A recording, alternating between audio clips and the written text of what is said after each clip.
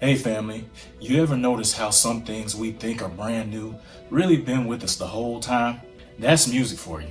Every generation thinks it invented something fresh, but truth is, music is just one long conversation, stretching back centuries. Every now and then, somebody finds a new way to join that conversation.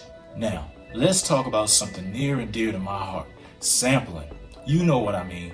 When a producer grabs a piece of an old record, a horn riff, a drum break, maybe a little ooh from a singer, and flips it into something brand new. Hip hop is built on it. House, R&B, even pop. You can't turn on the radio without hearing a sample somewhere. But here's the thing. The very first time somebody said, let me lift a piece of a sound off this record and drop it onto another, that didn't start in the Bronx in 1979. Or in the golden age of hip hop in the 80s. No sir. We gotta go back to 1971. The record was called He's Gonna Step on You Again by John Congos. Now, Congos was not a superstar. He was a South African born artist trying to make something different. And what he did was bold for the time. He took a recording of an African drumming, looped it on tape, and laid it right under his track. Let me tell you, in 1971, that was unheard of. There was no samplers, no MPCs, no Pro Tools. All they had was reel-to-reel tape, scissors, and a lot of patience. To cut up a rhythm, splice it together, and make it play like it's brand new, that was pure experimentation. And when you hear it, family, you know right away. It ain't just background noise. Those drums are alive. They carry the weight of centuries, the pulse of the ancestors. Congos probably thought he was just adding some flavor, but what he really did was open up a door that musicians have been walking through ever since. Now, here's the part I love. Sampling didn't just happen out of nowhere. For black folks, repetition and call and response, passing down rhythms, that's always been our way.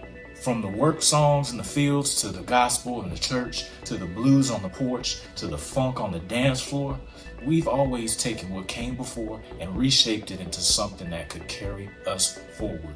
Sampling, in many ways, is just a technology catching up with tradition. Think about it.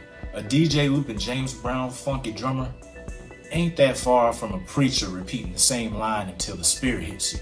A producer chopping up Aretha's voice and weaving it into a new hook, that's no different than a choir answering back, turning one person's cry into a whole community's song. Sampling at its best is a form of honoring. It's saying, I hear you, and I'ma keep your sound alive in a new way. And that's why He's Gonna Step on You Again is so important. That song might not sound like the hip hop we know today, but it planted the first seed. Without that little tape loop of African drums, maybe nobody would have thought to push the technology that direction. And without folks pushing the technology, we don't get Kool Herc looping break beats at Bronx block parties. We don't get Marley Marl figuring out how to chop drums in the SP1200. We don't get the Bomb Squad layering a dozen James Brown screams into a sonic explosion for Public Enemy. See, every movement has its spark. Sometimes that spark comes from the least expected place.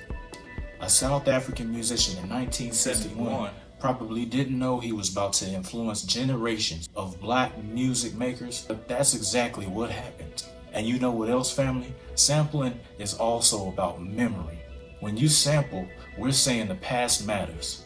We're saying that sound still got life in it.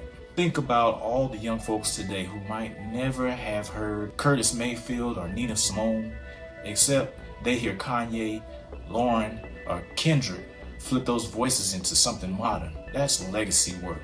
That's history speaking through 808s and drum machines. So the first song to ever sample another, He's Gonna Step on You Again, I really believe. But really the story's bigger than that one record. It's about how music teaches us that nothing is ever truly gone. Every rhythm, every voice, every cry, it can be brought back, reimagined, and reborn.